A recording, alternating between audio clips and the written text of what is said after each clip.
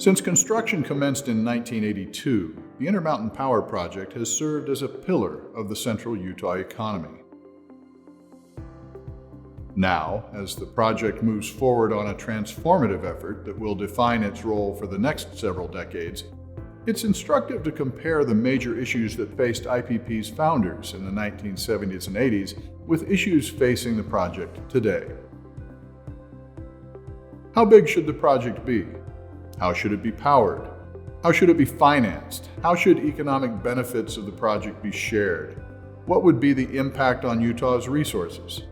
Project organizers are addressing these topics today, just as their predecessors did 4 decades ago.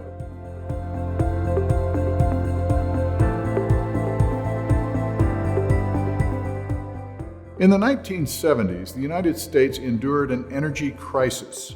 In response, a wave of coal-fueled power plant construction swept the nation. The Intermountain Power Project was born out of meetings between Utah and California municipal power leaders who saw an opportunity to create economies of scale in electricity generation through regional cooperation. A search for a suitable location eventually led to Millard County, Utah. Today, the United States is engaged in an energy transition. Use of coal to generate electricity is declining rapidly in response to competition from other energy sources, environmental regulations, public policy decisions, and customer preferences. Now, a wave of coal-fueled power plant demolitions is sweeping the nation as the transition moves forward. In the process, many communities that depended on the economic activity generated by these power plants are facing serious consequences. In both eras, it is the market that ultimately dictates what gets built and how long it operates. When IPP was founded, the original concept called for construction of 4 electricity generating units. But as America's energy crisis subsided, only 2 units were built. Today's energy transition poses similar questions. How much electricity generating capacity is needed, and what resources are likely to have the longest lifespan?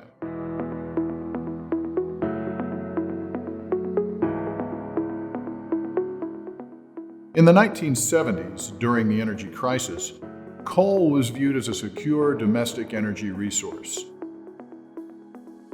Almost overnight, the Powder River Basin of Wyoming and Montana became the largest coal-producing region in North America.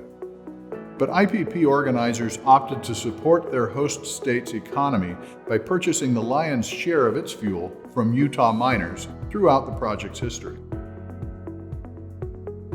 Out-of-state coal was occasionally purchased in response to mine disasters and other temporary disruptions.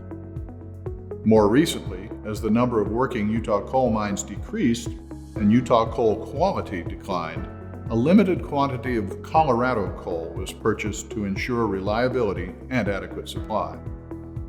Today, during the energy transition, coal is no longer an option for the Intermountain Power Project. In 2017, the decision to cease using coal in 2025 was made. This decision was not taken lightly. Years of study and multiple attempts to find new purchasers of the coal-fueled electricity could not overcome the following facts.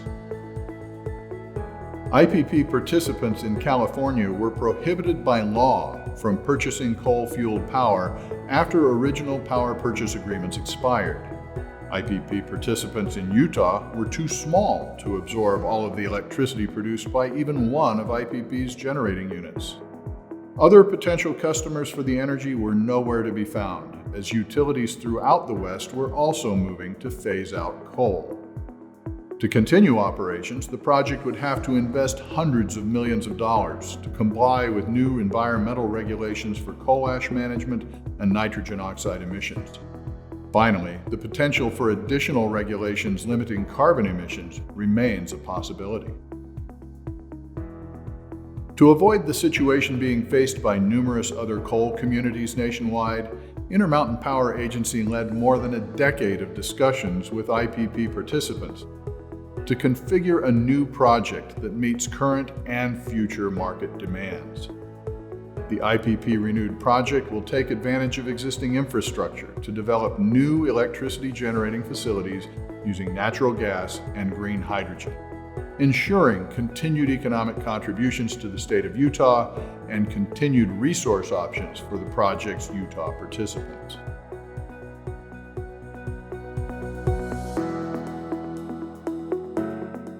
How does all of this get built?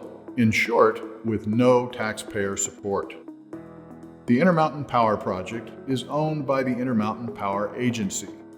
IPA is comprised of 23 Utah cities that own their own electric utilities. This structure allows IPA to issue municipal bonds to finance construction of project facilities. Those bonds are repaid, along with all operating expenses of the project, through power billings to the project participants that also include California municipal utilities and 6 rural electric cooperatives.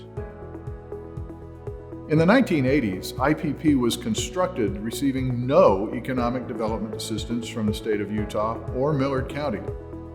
In fact, IPA paid $45 million in impact mitigation fees during construction.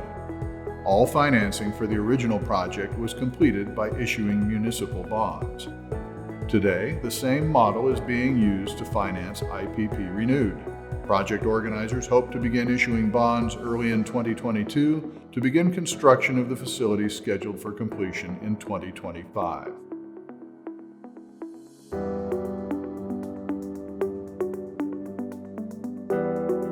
Economic benefits from IPP come in several forms. A 2010 Utah Foundation study calculated that direct and indirect employment created by the project generated $222 million in household earnings annually, and that the project generated $866 million in economic activity annually for the state.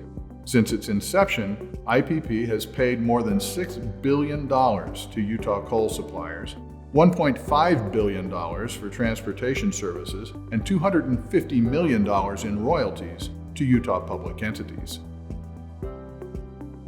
But there's more.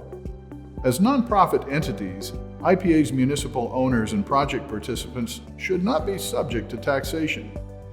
But under an agreement that is not typical for other interlocal cooperation entities, IPA pays the equivalent of property and state income taxes, as well as sales and use taxes. Since inception, the project has paid more than $500 million in property taxes, $155 million in state income taxes, and $65 million in sales and use taxes. This tax-paying arrangement will continue for the IPP Renewed project. A new Utah Foundation report published in 2021 estimated that IPP Renewed will also support an average of 500 jobs annually during its 4-year construction period, which will in turn support up to an additional 600 jobs across the state. After completion, approximately 120 permanent IPP jobs will support up to 540 additional jobs from suppliers and jobs demanded by increased regional earnings. Utah Foundation's report also noted the substantial opportunity for additional economic development outside of IPP's fence, as renewable energy and green hydrogen projects are attracted to the infrastructure created by IPP Renewed.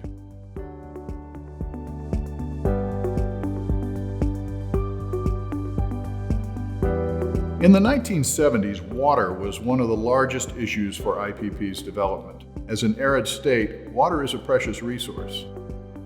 In 1979, IPP acquired water rights averaging 45,000 acre-feet annually at a cost significantly above its agricultural value. Because IPP eventually constructed only 2 of the originally anticipated 4 generating units, the project has never consumed all of its water directly. Instead, IPP has acted as a diligent steward of the resource by leasing excess water to local farmers and achieving 100% beneficial use in every year of the project's history. Today, IPP Renewed stands to conserve even more water. Current water usage of IPP's coal-fueled generating units is approximately 12,500 acre-feet annually. about half of its peak annual use. Projected water usage for IPP Renewed's gas-fueled units is approximately 6,500 acre-feet annually.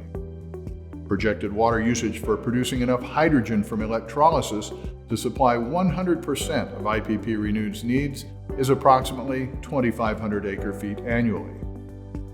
Development of long-term salt cavern storage for hydrogen would require approximately 7,000 acre-feet of water annually for 2 years. Born from an energy crisis, the Intermountain Power Project today is finding new opportunities in an energy transition. The regional cooperation celebrated in the 1986 dedication of IPP's first generating unit was an accomplishment too significant to simply shut down.